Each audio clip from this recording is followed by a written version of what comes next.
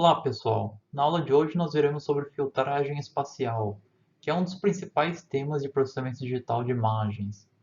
Esse tema, essa técnica, de filtragem espacial, ela é, assim como na questão que nós vimos de transformação pontual de intensidades, a filtragem espacial também é uma transformação de intensidade das imagens, mas ela envolve vizinhanças maiores da minha imagem de origem, para definir um único valor na saída. Isso possibilita a definição de transformações muito mais complexas do que as transformações pontuais.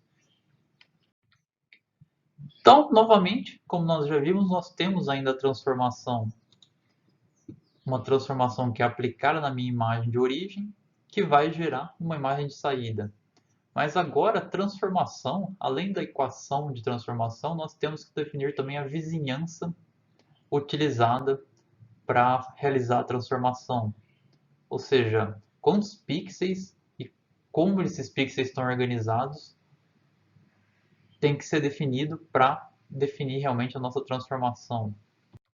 Um exemplo disso, que a gente até já viu, seria, dado uma imagem original, eu tenho uma imagem transformada, e um dado pixel dessa imagem transformada, ele foi gerado por uma combinação de valores, por exemplo, de uma vizinhança aqui 3 por 3 no entorno de um dado pixel.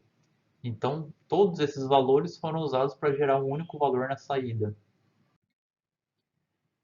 E nesse sentido de filtragem espacial, nós temos duas principais classes de filtragem. A primeira é a filtragem linear e a outra é a filtragem não linear. Elas realmente trazem técnicas muito diferentes porque a filtragem linear ela possui algoritmos extremamente eficientes para a gente implementar ela.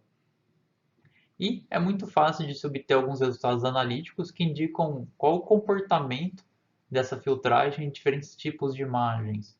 Ou seja, essencialmente é dizer que é fácil entender qual o efeito que uma filtragem linear tem numa imagem de entrada. Já filtragens não linear, elas costumam ter um alto custo computacional. Muitas vezes é difícil saber se realmente o resultado vai dar uma imagem resultante boa, porque justamente elas são não lineares, elas tendem a usar transformações que muitas vezes são bem complicadas a gente entender o comportamento dessas transformações, mas a vantagem que elas têm é que em alguns casos o resultado fica muito melhor do que usar alguma técnica de filtragem linear. Nós veremos ambas as técnicas, mas o foco principal será dado realmente em filtragem linear, que é o mais comum. Mas é sempre bom lembrar que alguns problemas são melhor tratados com filtragem não linear. Bom, e como nós definimos a filtragem espacial linear? Então vamos inicialmente imaginar que nós temos aqui uma imagem f de xy, ou seja, ela é uma função de duas variáveis, a linha e coluna, e nós temos também um filtro w, que também é uma função de duas variáveis, st, e que são variáveis diferentes dessas outras duas. A filtragem espacial linear ela corresponde a uma combinação linear dos valores na vizinhança de um dado pixel. E o que é uma combinação linear de valores?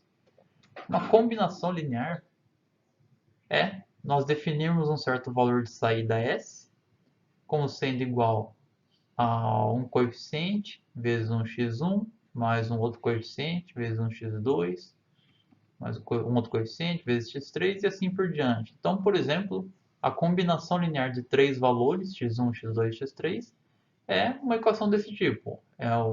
Uma constante aqui vezes x1, mais uma outra constante vezes x2 e uma outra constante vezes x3, que vai combinar linearmente esses valores para dar um resultado final. Por exemplo, se eu houvesse um quadrado aqui, se eu pegasse um x2 ao quadrado, isso aqui já não é mais uma combinação linear, porque eu não tenho um s em função linear do x2, ele é uma função quadrática de x2, certo? Então a combinação linear ela envolve somente constantes vezes variáveis. E aí, para definir realmente uma combinação linear para o resultado do filtro, a gente tem essa equação aqui, que é muito importante. O que essa equação está falando? Ela está indicando que um certo valor na minha imagem de saída na posição XY, ele vai ser calculado como? Ele vai ser um somatório duplo dessa variável SET, né, indo de 0 até A e de 0 até B, vezes os valores do meu filtro na posição ST e os valores da minha imagem nessa posição aqui, onde a gente vai entender um pouco melhor por que tem essa conta aqui para identificar a posição da imagem. Mas então, só para deixar claro, o XY indica a posição do pixel que está sendo analisado, tanto na imagem de saída quanto na imagem de entrada, né? O S e o T é a posição no filtro. O A é o número de linhas do filtro menos 1 e o B é o tamanho do filtro, o número de colunas, né, menos 1 também. Ou seja, esse somatório essencialmente está somando sobre todos os valores do meu filtro, pegando alguns valores correspondentes na minha imagem e gerando o resultado de saída. Mas para entender melhor essa equação, então a gente vai fazer um exemplo, um caso de exemplo. Então vamos imaginar que nós temos essa imagem original aqui e nós temos esse filtro W com esses valores. Se o meu filtro é 3x3, lembrando A e B é o tamanho do filtro menos 1, então A vai ser 2 e B vai ser 2. Nós temos esses valores. E vamos calcular então qual que vai ser o valor resultante nesse pixel aqui. E esse pixel aqui, quem que ele é? Ele está começando com o índice em 0, né? Ele está na linha 0, 1, 2 e na coluna 0, 1, 2, 3. Então ele é o pixel 2, 3. E como o nosso filtro ele tem um tamanho 3x3, vamos imaginar aqui que o centro do nosso filtro está na posição do nosso pixel. Então na minha imagem original é como se eu tivesse aqui o filtro em cima desse pixel aqui de valor 5, que é o linha 2, coluna 3. E esse filtro então vai combinar os valores da minha imagem original que estão nessa vizinhança 3x3 no entorno do meu pixel aqui de referência.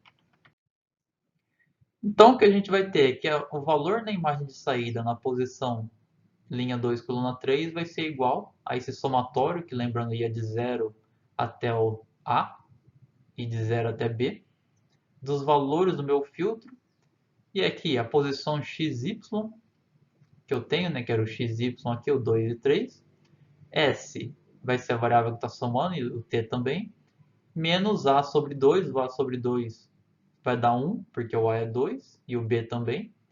Então, a gente vai ter essa equação aqui para esse caso do nosso filtro e para essa posição. Então, esse somatório ele vai fazer o quê? Ele vai somar cada valor do meu filtro e vai pegar valores correspondentes da minha imagem. Então, essencialmente, o que essa equação está fazendo é pegando o primeiro valor do meu filtro, que está aqui na linha 0, coluna 0, multiplicando por esse valor aqui na minha imagem, que é o pixel de valor 3, e aí vai somar com o próximo valor no filtro, que é esse valor 2, com esse valor 1, e assim por diante. Então, por exemplo, no caso da primeira linha do meu filtro aqui, o que vai acontecer? Então, vamos abrir o primeiro somatório aqui, do t igual a 0 até 2. Então, o t, primeiro ele vai ser 0, eu vou ter o elemento na linha S, coluna 0, vezes o elemento da minha imagem nessa linha, nessa coluna, mais o elemento 1 do meu filtro, vezes o elemento da minha imagem, mais o elemento do meu filtro vezes o elemento da minha imagem. Então, quem que a gente está pegando? Vamos olhar aqui só as colunas primeiro. Então, eu estou pegando o elemento aqui na coluna 0, vezes o elemento na coluna 2 da minha imagem, 0, 1, 2, que é esse cara aqui. Depois, o elemento na coluna 1 do meu filtro, e na coluna 3 da minha imagem. E depois na coluna 2 do meu filtro e na coluna 4 da minha imagem. Então, eu estou pegando as correspondências aqui. E acho que vai ficar mais claro quando a gente abrir também esse somatório aqui do S. Abrindo aquele somatório também, então colocando todas as combinações, nós vamos ter 9 termos, certo? De produtos aqui, porque são 9 elementos no meu filtro. Então, abrindo esse somatório, o que eu tenho? Eu tenho o elemento na linha 0 e coluna 0 do meu filtro, que é esse valor, vezes o elemento na linha 1, coluna 2 da minha imagem, linha 1, coluna 2, que é esse valor, mais o elemento na linha 0, coluna 1 do filtro, linha 1, coluna 3 da imagem, que é esse cara. 0 e 2 do filtro, 1 e 4 da imagem. Depois, linha 1, coluna 0 do meu filtro, que é esse cara. E o elemento 2, 2 da minha imagem, que é esse aqui. Então, essencialmente, o que está sendo feito aqui, nós estamos pegando os valores da minha imagem nessa região 3x3 e fazendo uma combinação linear desses valores, usando como coeficiente aqui da combinação os valores respectivos do meu filtro. Então, essencialmente, é como se eu tivesse colocado meu filtro aqui em cima, pegado os valores correspondentes, né, 3 e 1, 1 e 2, 6 e 1, 1 e 2, 5 e 4 e assim por diante, multiplicado eles e somado todo mundo para dar o valor final. Então, se eu for substituindo esses valores, eu tenho 1 vezes 3, depois 2 vezes 1, como a gente acabou de ver, né? Depois 1 vezes 6 e assim por diante, esse somatório. E o resultado vai ser 38 para essa posição na minha imagem, ok?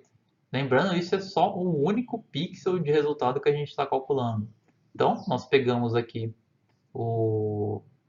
para essa posição de entrada, colocou o filtro aqui em cima, fez o produto dos elementos, somou, nós temos aqui o valor de resultado para aquele pixel. E aí, isso é para um pixel. Para realmente calcular todos os pixels de saída, nós temos que colocar o nosso filtro em todas as posições possíveis da imagem. Então, nós colocamos o filtro, além de centralizar ele no 5, nós centralizamos também no pixel da direita aqui no 3. E também nesse pixel e assim por diante. Então, por exemplo, se a gente fosse calcular o resultado nesse pixel aqui de saída, que está na linha 0, 1, 2, 3, 4, 5 e na coluna 0, 1, 2, 3, esse cara aqui, nós teríamos que colocar o filtro aqui. E aí, também, multiplicaria ponto a ponto, 2 vezes 1, 3 vezes 2, 1 vezes 1, 5 vezes 2 e assim por diante, somaria o resultado e teria o resultado final aqui para esse pixel. E assim para todas as posições. Mas é claro, essa questão de pegar todas as posições traz um pequeno problema, que é o que fazer quando eu colocar o meu filtro, por exemplo, no primeiro pixel aqui, né, que está na linha 0, coluna 0.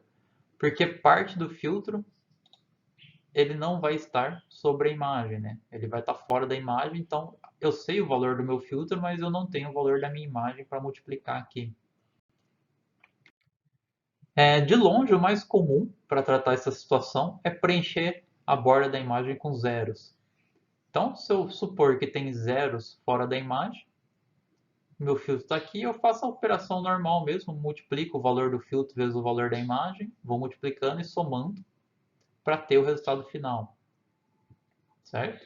Então, eu suponho que a imagem é formada por zeros em torno dela. Aqui eu indico um link bem interessante, que é uma página web para visualizar o que acontece quando você tem diferentes kerneys. O kernel seria o filtro que você define.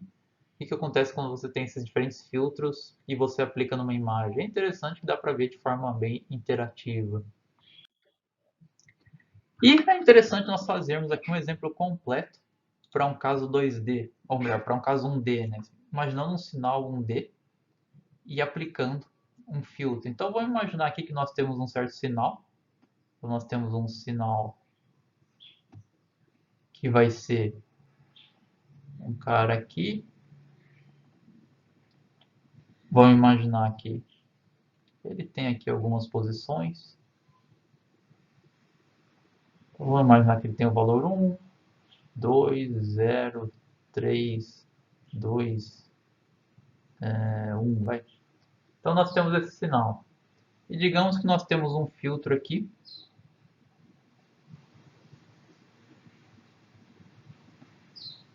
Nós temos um filtro que vai ser, vamos indicar aqui, vai ter só 3 valores, 1, 2, 3. Vai.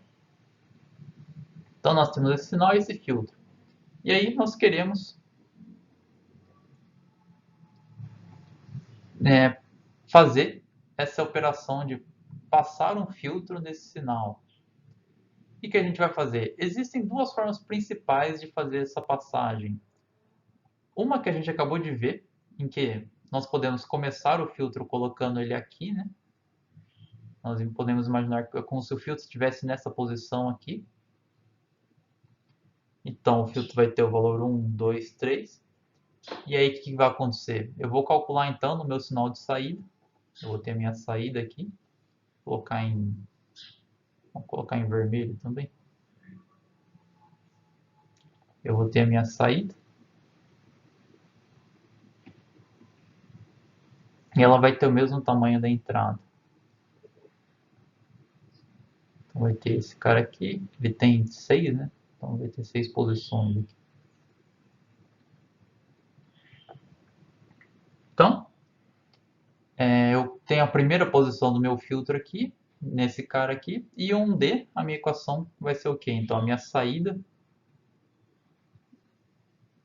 vou colocar só, bom, colocar minha saída, numa certa posição x, vai ser igual a um somatório de i, começando em 0, até o tamanho do filtro menos 1, que é 2, que é aquele A que a gente viu, a posição do meu filtro aqui em i, vezes a posição do meu sinal, chamado de S, que poderia ser F, que a gente estava olhando ali quando eu tratava de imagens, né? A posição do meu sinal na posição X mais I menos A sobre 2, que vai ser 1. Porque o tamanho do meu filtro é 3. Então, o tamanho do meu filtro menos 1 é 1, sobre 2 vai ser 1. Então, essa vai ser a equação que vai indicar o valor de saída. E que é essencialmente eu pegar, então, na primeira posição, quando x igual a 0, então x igual a 0, meu i vai somar, no meu filtro eu vou de 0 até 2, nos índices, e na minha imagem aqui, no meu sinal, né, o x é 0, eu vou desde o menos 1 até 1, certo? São os valores que eu vou somar aqui. E o menos 1, justamente, ele está fora da imagem. Então, a gente pode imaginar que ele tem um valor 0 aqui. Então, existe um 0 para fora da imagem. Então, vai ser feito 1 vezes 0 é 0, 2 vezes 1 é 2, mais 3 vezes 2, que é 6. Então, vai dar 6, 7, 8. É o valor de saída nessa posição 0. E aí, isso vai ser repetido. Agora, o filtro ele vai passar para a próxima posição. Deixa eu apagar esse cara aqui. O filtro ele vai passar para a próxima posição aqui. Então, ele estava ali, agora ele vai vir para cá, né?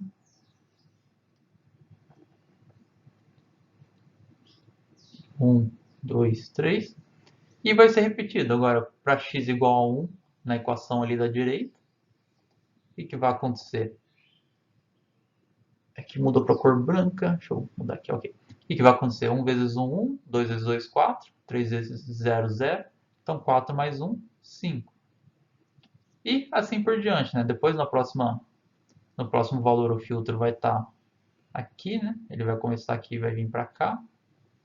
Depois ele vai para a próxima posição aqui. E assim por diante.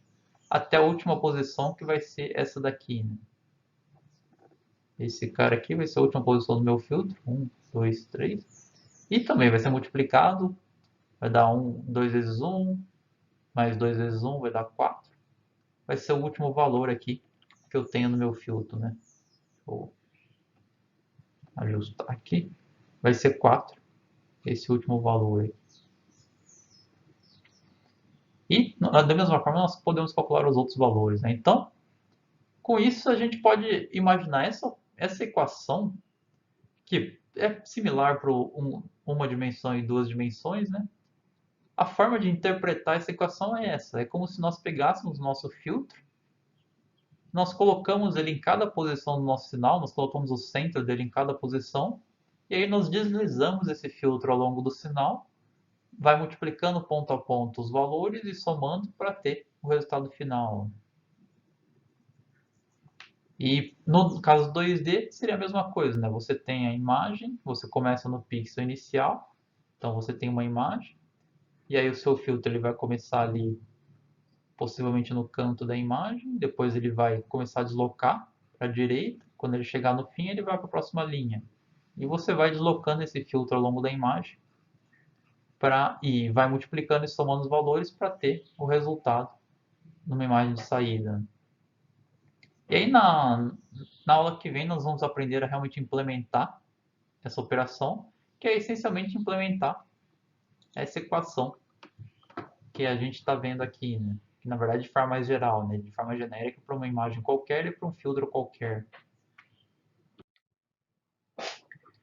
Então, a equação que a gente acabou de ver, né? Que faz essa filtragem de uma imagem, é essa daqui. E essa operação, ela é tão comum e tão utilizada que ela tem um nome específico, que é a correlação cruzada. Ela é chamada de correlação cruzada, essa operação, entre uma imagem e um certo filtro. E ela tem até um símbolo próprio para ela, que é esse ozinho aqui, é uma bolinha. Então, isso aqui indica que eu quero calcular a correlação cruzada entre a minha imagem e um filtro determinado. Para uma imagem com tamanho n por n e um filtro com certo tamanho r por r, nós conseguimos ver que essa correlação cruzada ela precisa do quê? Para cada posição na minha imagem, eu vou ter que somar todos os valores do filtro. Então, eu vou ter que somar r vezes r elementos e multiplicar. E aí eu tenho n vezes n posições na minha imagem. Então, eu tenho aproximadamente aí n ao quadrado vezes r ao quadrado operações. Ou seja, a operação possui um custo maior conforme eu aumento uma imagem e também conforme eu aumento o meu filtro, né? E é interessante só deixar claro que algumas vezes essa operação correlação cruzada ela aparece com essa notação aqui. Essa equação é exatamente a mesma que a de cima, só que a gente começa somando de S menos, igual a menos A até A e T igual a menos B até B. E isso aqui é tratado mais como uma função, a origem está no meio do filtro. Então, quando a gente trata a imagem e o filtro como uma função mesmo, matemática, e quer obter alguns resultados analíticos, é comum ver a correlação cruzada definida dessa forma. Mas para implementação mesmo, como nós temos arrays em implementação, é interessante pensar no índice começando em zero e é mais fácil implementar essa equação de cima do que essa daqui, né? Ambos são, na verdade, quase idênticos, mas é mais simples de ver essa equação e pensar em como ela é implementada. É um somatório duplo começando em zero até o final dos valores. E aí, vendo a correlação cruzada, nós temos a operação que é de fato usada na filtragem de imagens, que é a convolução. A convolução, ela também tem um símbolo próprio, que em geral é uma estrela ou um O com um X no meio. A convolução entre uma imagem e um filtro é dada por essa equação, que é basicamente a equação de correlação cruzada. A única diferença é que tem esses sinais de menos aqui, ao invés do sinal de mais que tinha na correlação cruzada. Essa é a única diferença entre a convolução e a correlação cruzada. Mas por que existe esse sinal de menos? Para entender o porquê do sinal de menos, vamos olhar aqui uma operação de correlação no sinal 1D e um dado filtro. Então vamos imaginar que o nosso sinal é esse daqui. São vários zeros, tem um único valor 1 e aí mais alguns zeros. E o nosso filtro é esse cara aqui. Ele tem valor 1, 2, 3, 2, 8. Então, para fazer a correlação entre esse filtro e esse sinal, lembrando, nós podemos começar colocando o centro do filtro nesse primeiro elemento, ou nós também podemos começar colocando o centro mais para a esquerda, como se tivessem muitos zeros aqui antes do sinal. Dá na mesma, essencialmente, se depois a gente cortar o nosso sinal, certo? Vai ser a mesma operação. Então, imaginando que nós começamos aqui colocando o nosso filtro nessa posição, ele vai deslizar pela nossa imagem. Quando ele passar pelo 1, ele vai capturar lá o valor correspondente. Então, quando tiver o 8 embaixo do 1, vai dar o 8. Quando tiver o 2 embaixo do 1, ele vai dar 2, o 3 e assim por diante. Então, o resultado de passar esse filtro ao longo desse sinal vai ser esse cara aqui, que aí se eu cortar os zeros, que nem eu falei ali, vai dar esse sinal, resultado de mesmo tamanho que o original. E a gente pode ver aqui no resultado, o que aconteceu é que nós temos o filtro invertido. Ou seja, os valores do meu filtro que antes eram 1, 2, 3, 2, 8, agora são 8, 2, 3, 2, 1 na minha imagem de resultado. Isso não é necessariamente um erro, é simplesmente algo que acontece, mas esse sinal aqui, cheio de zeros e contendo um único 1, ele tem um significado especial em processamento de sinais, que isso aqui é chamado de um sinal impulso. Ou seja, eu tenho só zeros e aí em algum momento eu dei um impulso e depois eu tenho só zeros de novo. E uma propriedade muito desejada desse tipo de sinal é que quando eu passar um filtro nele, eu vou ter exatamente o mesmo filtro, o resultado vai ser exatamente o filtro que foi passado nesse sinal. Essa é uma propriedade muito desejada em processamento de sinais. Na correlação cruzada, se eu fizer isso, passar o filtro nesse sinal, eu tenho o filtro invertido. Já na convolução, então aqui eu estou mostrando a operação de convolução agora. Aquele sinal de menos na operação de convolução, essencialmente é equivalente a eu espelhar o meu filtro original. Então, o que é feito é que eu espelho os valores do meu filtro. Originalmente ele tinha os valores, né, 1, 2, 3, 2, 8. Agora, na verdade, ele vai ser o contrário, ele vai ter os valores 8, 2, 3, 2, 1. E vai ser feita a mesma operação. Esse filtro vai ser passado pelo esse meu sinal. Depois cortou, eu vou ter o resultado. Então, o resultado aqui é exatamente o meu filtro. Então, na operação de convolução, eu tenho exatamente o meu filtro quando eu aplico ele num sinal que é uma função impulso. E, essencialmente, como eu falei, a correlação cruzada e convolução são muito equivalentes.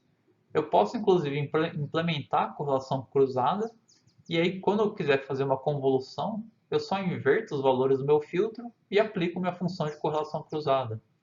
E essa técnica é exatamente o que a gente vai fazer quando implementar essas duas operações, ok? Ou seja, vai implementar somente uma função que calcula a correlação cruzada e a função de convolução ela vai chamar a função de correlação cruzada, só que usando um filtro espelhado, né? Invertido. E uma propriedade interessante da convolução é que ela é comutativa. Então, a convolução entre uma imagem f e um filtro W é igual à convolução do filtro W com a imagem f. Ou seja, não importa a ordem aqui dos argumentos. Já a correlação cruzada ela não é.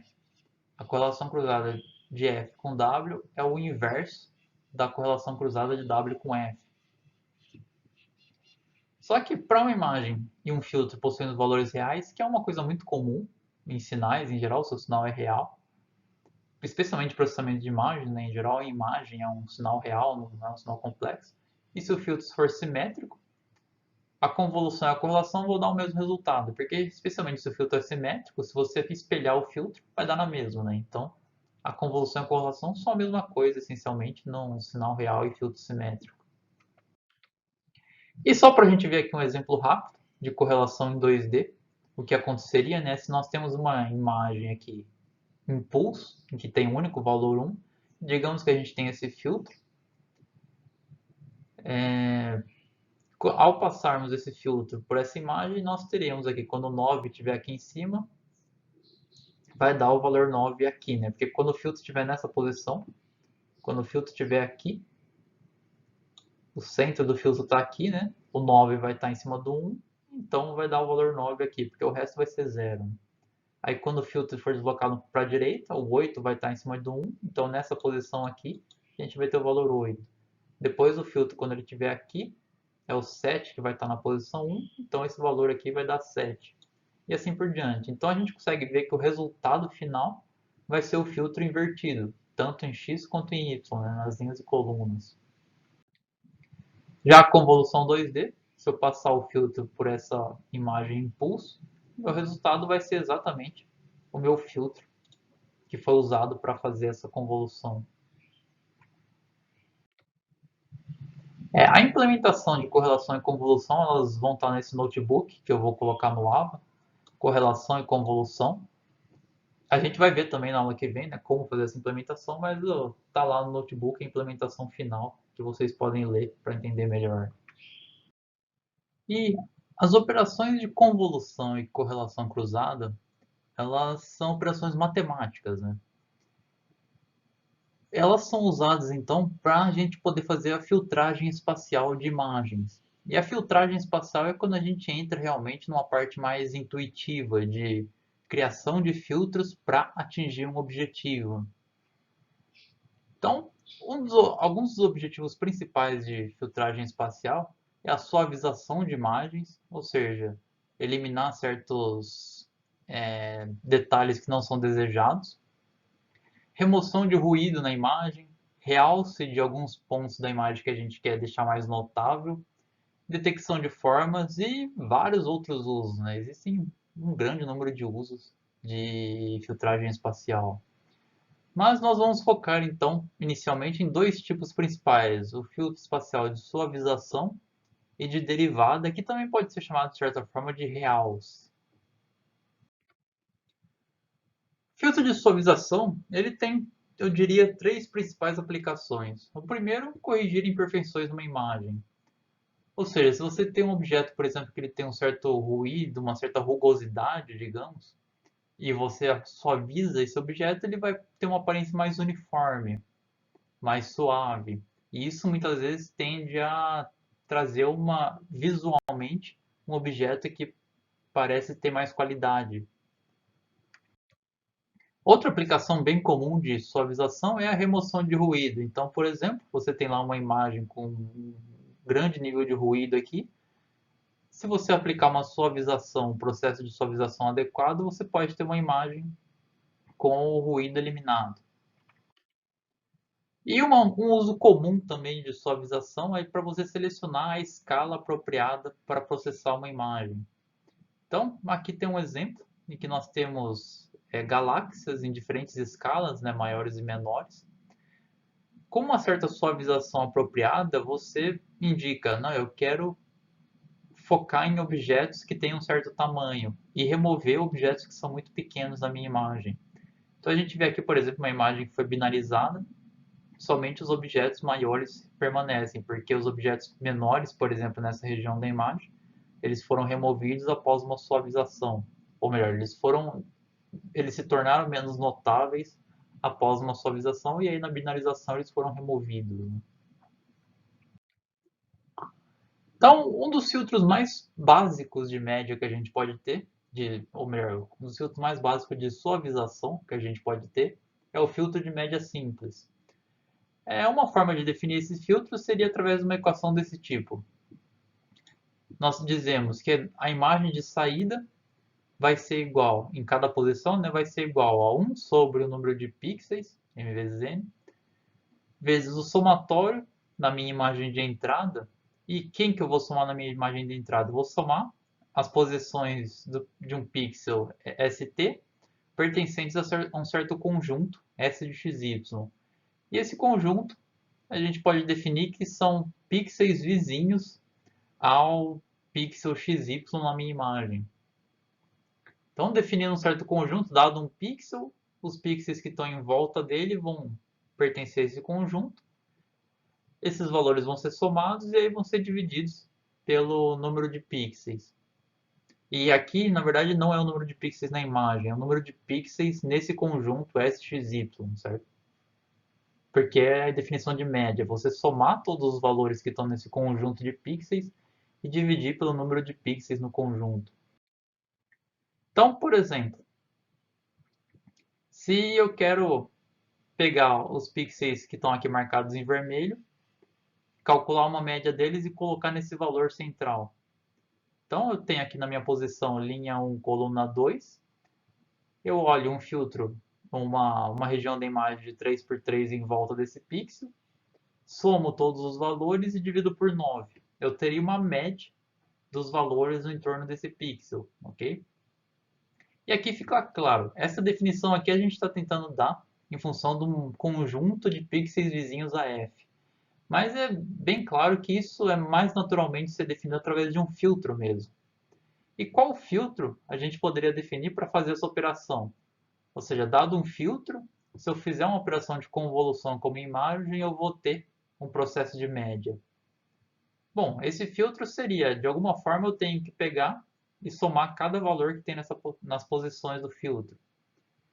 E como eu só estou somando os valores, não há uma ponderação, não estou fazendo uma combinação linear, só somando, eu posso falar que os coeficientes são todos uns, por exemplo.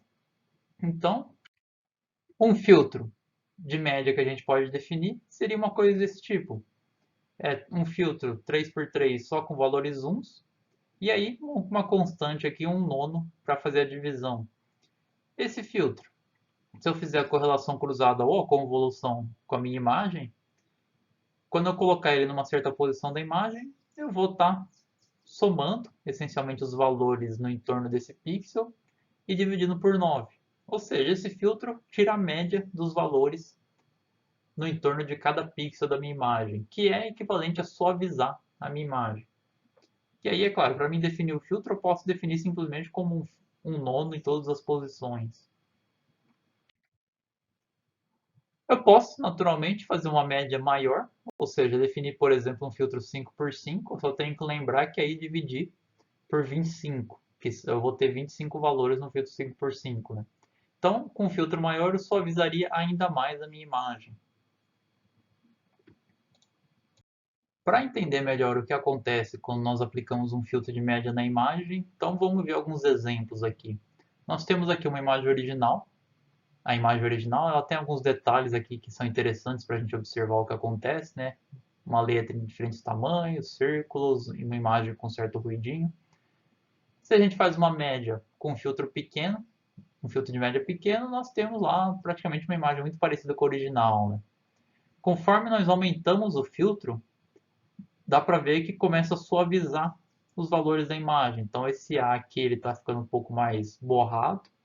Essa reta que antes era bem nítida está ficando mais borrado. Esse Azinho, os menores aqui já estão virando praticamente um borrão. E esses ruidinhos aqui também estão ficando bem borrados, né? Conforme a gente aumenta o tamanho do filtro, vai ficando cada vez mais borrada a nossa imagem. Então, com isso a gente consegue ver que o tamanho do filtro de média é o que controla o grau de suavização que eu vou fazer na minha imagem. Então, as vantagens do filtro de média uniforme. Ele pode ser implementado de forma muito eficiente. É muito simples implementar um filtro de média, e inclusive, mesmo um filtro de média de tamanho muito grande, eu consigo implementar de forma muito eficiente. E em processamento de imagem, a gente vai ver mais para frente em futuras aulas que existe o conceito de você processar uma imagem em múltiplas escalas.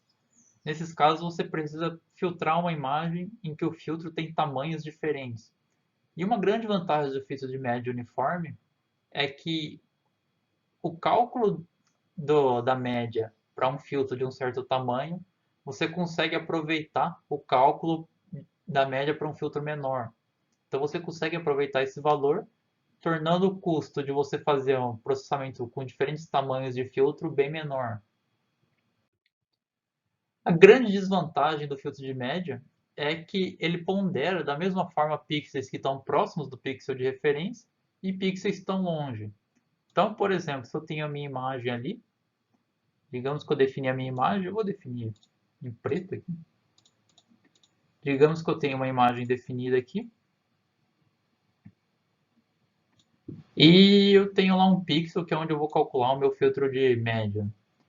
E aí, digamos que o filtro de média tem esse tamanho aqui. Então eu vou calcular a média de todos os valores nesse filtro, vou pegar o valor resultante e associar ao pixel central. Mas de repente nessa escala aqui eu tenho, por exemplo, um objeto que é pequeno aqui, está nessa região da imagem, ou outro objeto aqui, de repente uma variação de intensidade, algum objeto que está para cá. Se eu tiver grandes variações de intensidade nessa região, eu vou estar ponderando por igual tanto o pixel que está lá longe desse pixel de referência quanto o pixel que está próximo. E intuitivamente a gente sabe que em imagens os valores que estão mais próximos do nosso pixel de referência deveriam ser mais relevantes. Por isso que é comum que seja definido filtros em que os pesos da combinação linear que vai ser feita aqui para definir o valor resultante do pixel de referência, esses pesos são maiores para os pixels que estão próximos do pixel de referência. E, de longe, o filtro de suavização mais comum de ser utilizado é o filtro gaussiano. Esse filtro é baseado nessa função gaussiana. E essa função é que vai definir a ponderação dos pixels. Então, dado um pixel de referência aqui no meu centro, se eu tenho uma posição de referência, o pixel que está bem próximo ele vai ser ponderado com valor desse tipo. O pixel que está um pouco mais distante vai ser ponderado com valor um pouco menor e assim por diante. A função gaussiana que é usada para fazer essa ponderação é essa daqui. O valor da função é igual a uma constante de normalização, que muitas vezes nem é necessário, vezes a exponencial de menos x², onde x é a posição, sobre 2 vezes sigma, essa aqui é a letra grega sigma ao quadrado.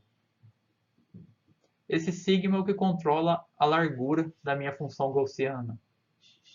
Um valor de sigma maior significa que a minha função é mais larga, e um menor significa que a função é mais estreita. Então, um exemplo de um filtro que é baseado numa gaussiana, e a gente vai ver mais para frente por quê.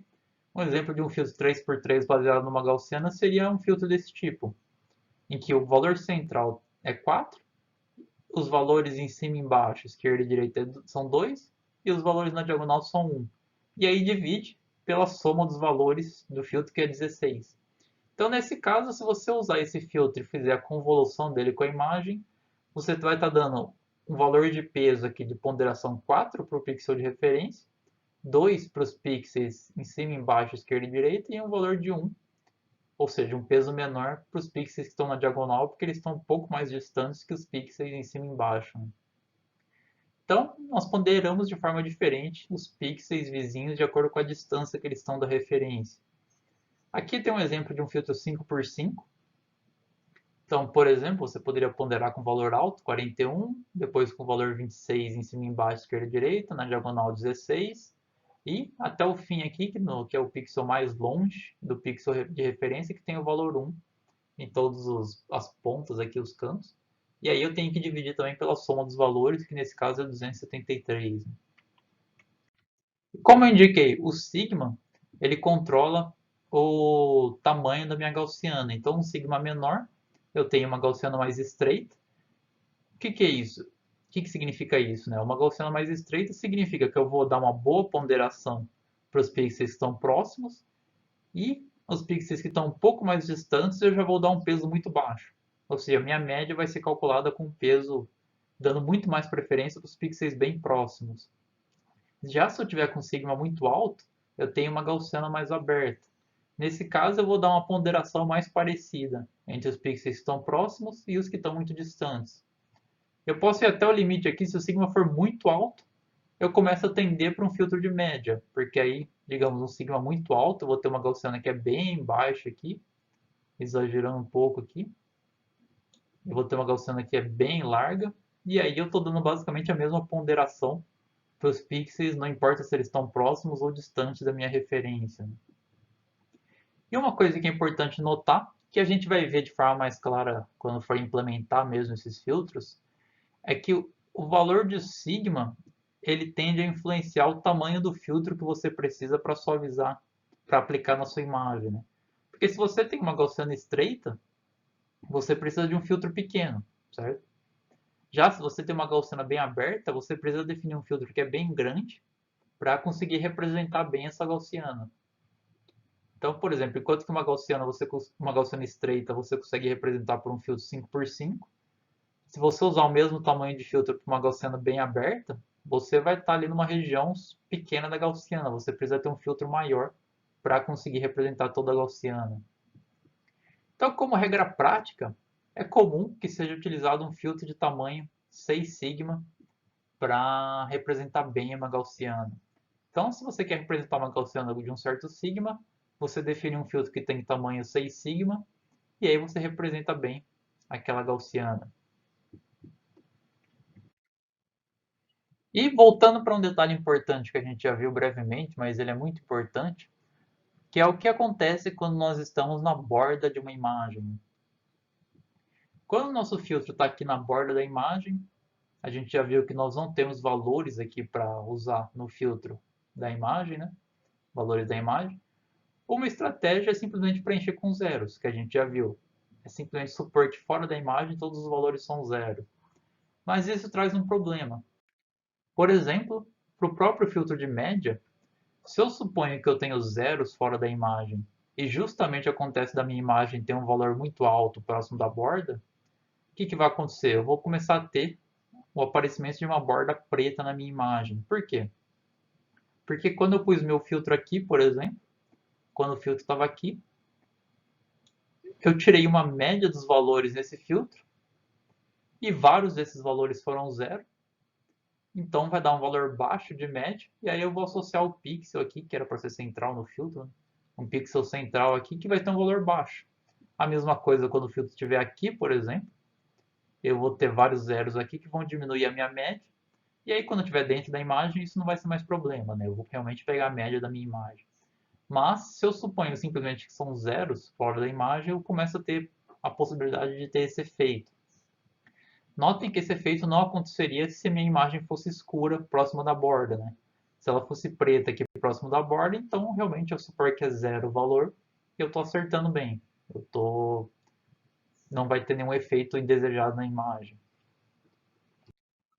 Então, existem diferentes estratégias, na verdade, para a gente tentar extrapolar os valores da minha imagem fora da borda. A primeira estratégia é supor que o valor é constante, que é o que a gente acabou de ver.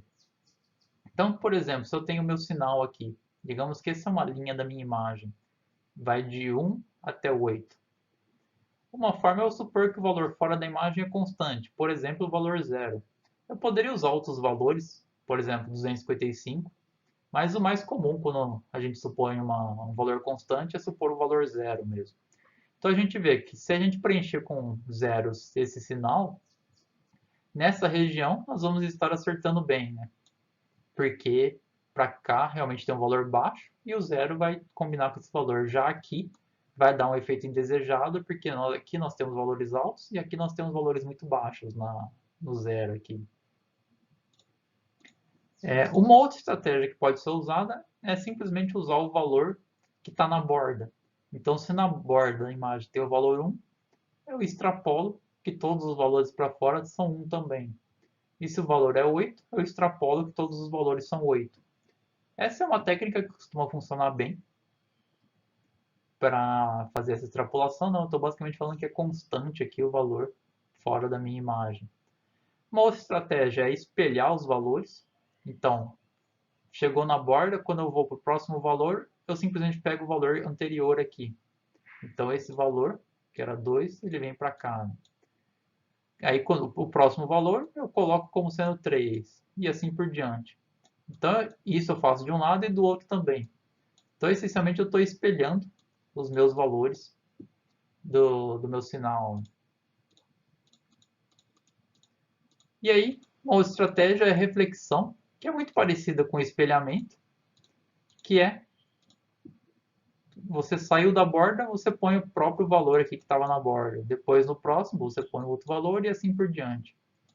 Ele é muito parecido com o espelhado e que o refletido, às vezes, por ele repetir o valor, ele traz algumas coisas indesejadas quando a gente calcula derivadas, por exemplo. Mas, na prática, praticamente não tem diferença entre eles. E o método wraparound, que é o mais comum, desculpa, é mais comum usar o nome em inglês para esse método wraparound, que ele é útil quando eu tenho uma condição de contorno periódica. Ou seja, quando eu sei que o meu sinal, o último valor, corresponde ao primeiro valor. Por exemplo, se eu estiver usando ângulos, quando eu chego lá no ângulo 359, eu posso ir para o ângulo zero e coisas desse tipo. Então, quando eu tenho uma certa condição de contorno periódico, às vezes eu posso usar esse método wraparound, em que o próximo valor da borda vai ser o último valor do meu sinal. E aí o próximo valor, o penúltimo valor e assim por diante, né? Então eu estou repetindo meu sinal aqui. Então são várias técnicas que podem ser usadas. Não tem a melhor, né? Dependendo da imagem, pode ser que uma seja mais interessante do que outra. Então aí é questão de um pouco de conhecimento, de experiência, né? Mas também de olhar para as imagens que estão sendo analisadas e identificar se existe uma técnica que é melhor. Bom, o que a gente viu até agora são filtros de suavização lineares. Nós vimos que os filtros lineares eles correspondem àquela operação de combinação linear de valores. A vantagem de usar esses filtros lineares é justamente que nós podemos usar a operação de convolução ou correlação para calcular o filtro. E aí, para isso, basta definir um filtro. Então, você define lá um filtro de média ou qualquer outro filtro que você quiser. Você aplica a operação de convolução e você tem o resultado. Por isso, os filtros lineares são muito fáceis de serem implementados e utilizados. No caso de filtros não lineares, como eles não são uma combinação linear de valores, eles são muito mais complicados, né? Eles em geral vão ter uma implementação específica para aquele filtro que a gente quer aplicar. Então aqui só para ter alguns exemplos de filtros não lineares, por exemplo, o filtro de média geométrica. Ao invés de somar e dividir pelo número de valores, nós multiplicamos os valores e elevamos a uma potência que é igual a 1 sobre o número de valores. Em alguns casos, esse filtro é um pouco melhor para preservar alguns detalhes na imagem. Tem o filtro de média harmônica, que é somar 1 sobre os valores em uma região da minha imagem, e aí dividir pelo número de valores, que é útil quando a imagem tem alguns tipos de ruídos, mas esses dois filtros não são muito comuns de ser usados, é muito raro ver esses filtros serem utilizados. Um filtro que é muito mais comum de ser usado, esse é realmente bem comum, é o filtro mediana de uma imagem. A mediana é o valor intermediário de um sinal. Ou, em outras palavras, é o valor tal que metade dos valores do meu sinal vão estar abaixo desse valor e metade vão estar acima.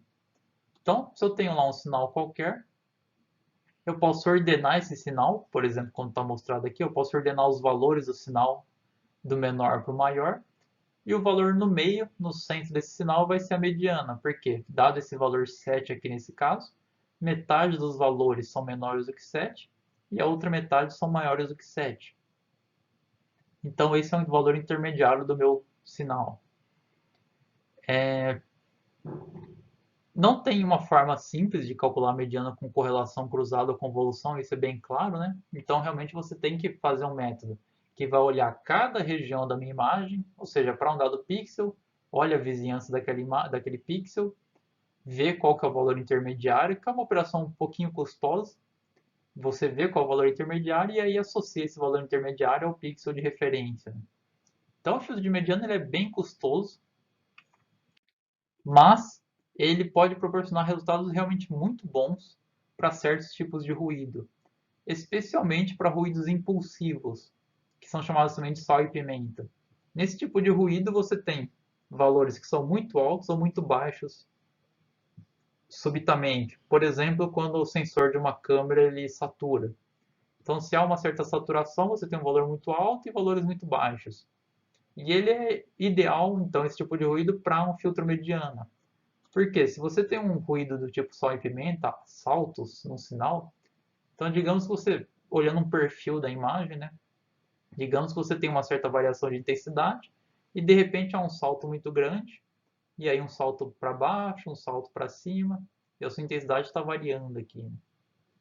Então você tem uma coisa assim no seu sinal. Se você fizer um filtro de média nisso, você vai ter uma coisa assim, né? O filtro de média ele vai ser influenciado por esses valores, ele daria uma coisa assim, certo? Aqui seria na verdade um pouco mais para cá. Já o filtro mediana, ele vai olhar numa certa região. Então, por exemplo, quando meu filtro estiver aqui, ele vai olhar essa região e pegar o valor mais típico. Como eu tenho vários valores aqui parecidos e só um ou outro valor mais alto, o valor mais típico aqui vai ser esses valores que estão fora desse ruído. Então, o filtro mediano ele vai ter uma alta chance de gerar esse sinal como resultado, uma coisa assim, né? Ou seja, totalmente removendo os valores muito altos ou muito baixos súbitos que ocorreram nesse sinal. Então, é claro que para esse tipo de ruído ele é bom, mas se fosse um ruído que ocorre com mais frequência, por exemplo, eu tenho um sinal mais assim, né? O sinal está subindo, depois desce de novo. Aí, nesse tipo de sinal, o filtro mediano já não seria tão bom, porque eu tenho ruídos a todo momento, não é igual aqui, que o ruído de repente aconteceu e já voltou para o meu valor original.